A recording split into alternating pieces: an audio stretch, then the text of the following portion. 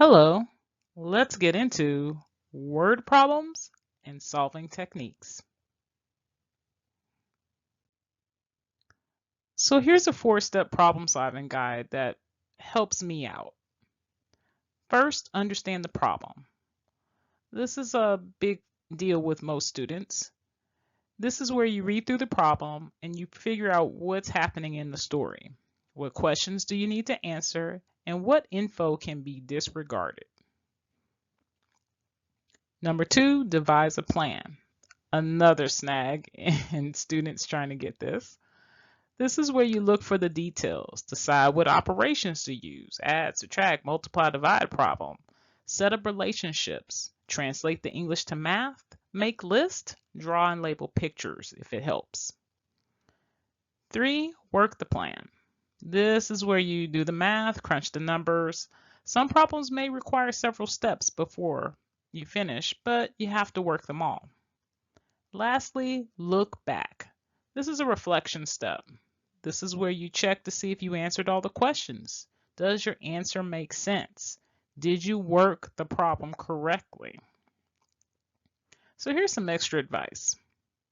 Many word problems have more than one part that needs to be worked out. Break it down and work each part one at a time.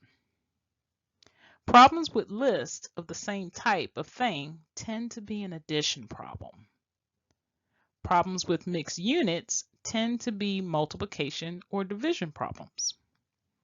And lastly, convert differing units of the same type, meaning a problem that involves time, and they mention both minutes and hours, length, inches, feet, yards, or distance, kilometers to miles.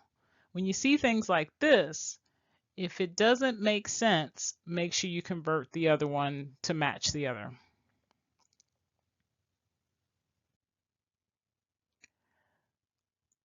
Let's look at these problems. You should have these already printed out on the handout, but if not, just follow along. So read through problem number 2. I'm going to cross out and keep what's pertinent or important in this particular problem. The $45 that was paid for the shirt, a discount of 25% happened, and our question is, what was the original price?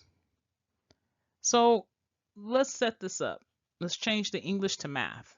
So you have the original price, take away, which is the discount, 25% of the original price is the shirt cost. That's how it works. It's not 0.25 take away from the original, it's 0.25% times the original in order to get discounts. So let's see what this looks like. I put question marks for the original price. 25% is 25%. Take away, or the discount part, is a minus sign, and it all equals $45. So you already know this. Always convert your percent to decimals and replace the question mark with some type of variable. I picked X for this problem. So remember, there's a 1 in front of our first variable X out there. That's going to make it easier for us to combine like terms. So that's 1x subtract 0.25x. Think of it like $1 take away a quarter. How much do you have left? 0.75. So now, how are we going to solve this problem? We're going to divide. So it's going to be 45 divided by 0.75, and we get 60 when you do the math. Let's move on to the next problem. I highlighted what was the most important, and let's use our new diagram, our special triangle. You're going to convert your percent to a decimal, plug in the values into your diagram. There we go.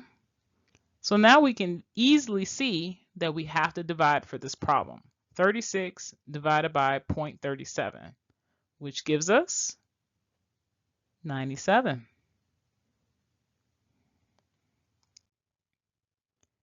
Let's look at problems 4 and 5. Again, I'm going to highlight what's most important. What percent of an hour is 36 minutes? Now, despite this problem involves time, we can still use our special percent triangle diagram. Now, we do have two differing units in this problem, the hour and the minutes. So I think it'll be easier for us to just convert the 1 hour into 60 minutes so we have nothing but minutes. Plug in your values into the diagram. To solve, we just divide. And if you divide it correctly, you should get 0.6. But not so fast. You have to convert this decimal back into a percent, which should give you 60%. Now, if you're confused about this, go back to the previous problem, problem 3. If you remember in that problem, if you're given the percent, the first thing I always tell you to do is to convert it to a decimal. But in this problem, number 4, we were actually looking for the percent. So that means when you get the decimal, you still have to do the conversion back to percent. Make sense? Let's keep going. Here's problem number 5. 5/8 expressed as a percent. Okay. Well, you should be familiar with this process from another lesson. But in case you're new here, let's see how this works. Remember, 5/8 is a simple division problem. So just take out a sheet of paper if you already have one and just do 5 divided by 8 so that you can turn it into a decimal. You should get 0.625. And from there, how do we turn this decimal into a percent? You guessed it. We move the decimal point 2 to the right.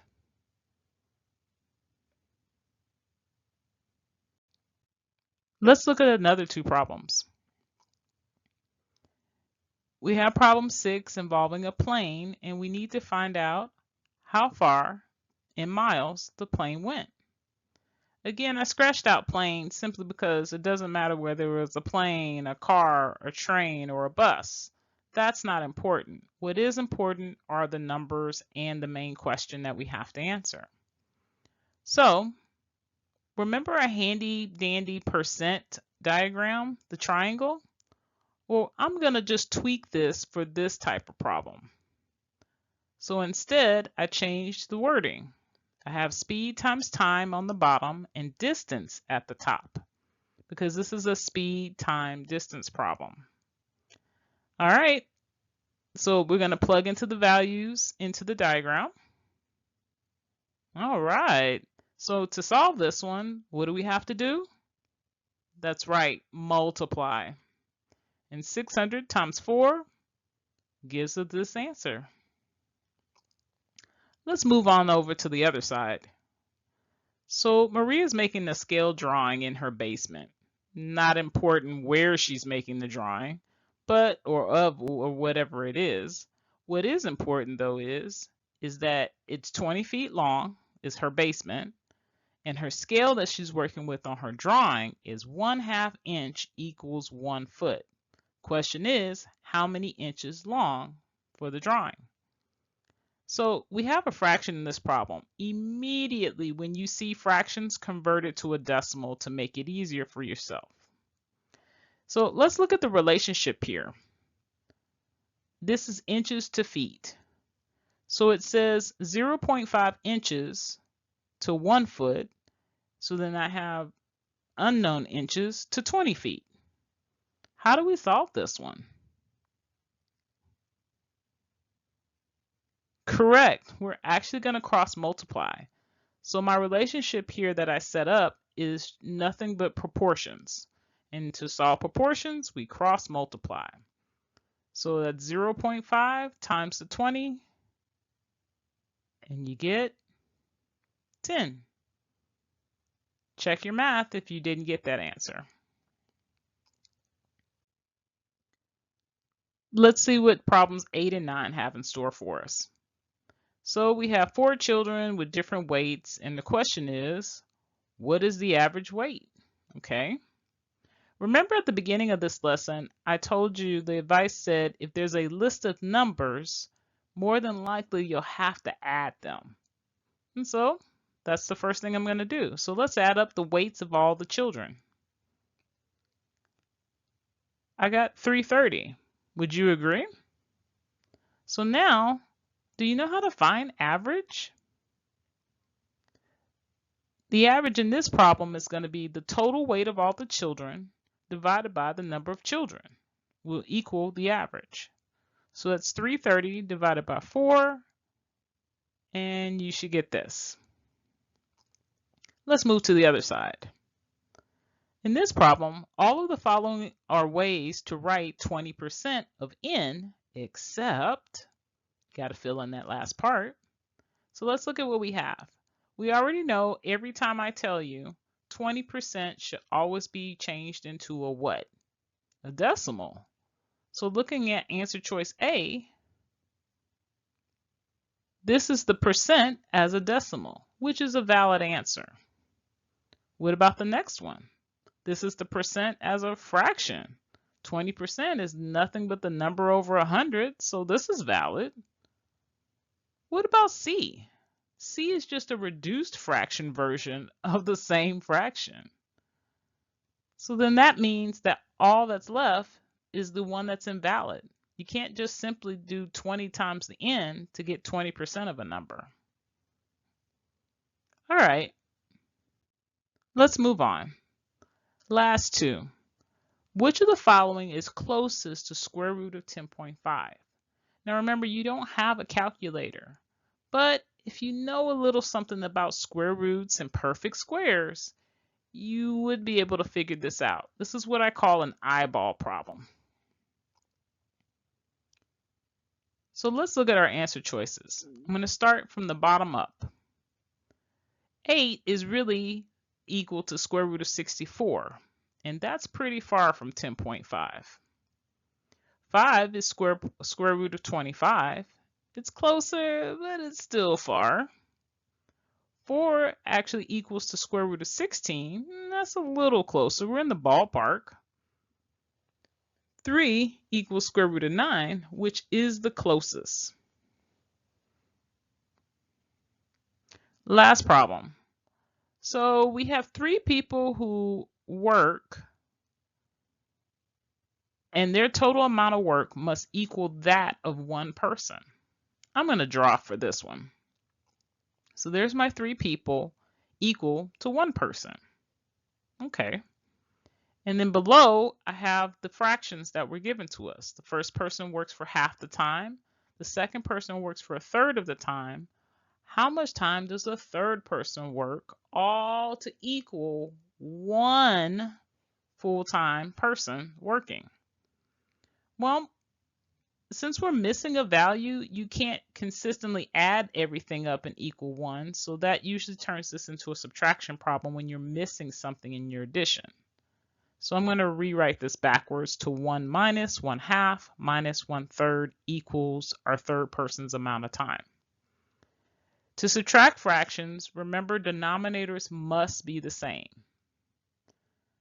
In addition, because we have a whole number in this subtraction problem, I'm going to convert that to an equivalent fraction that matches the denominator of my others. Now I can subtract. So 6 over 6 minus 3 over 6 is 3 over 6. 3 over 6 minus 2 over 6 equals, wow, 1 over 6. And that is one of our answers. I hope you learned something new, and thank you for watching.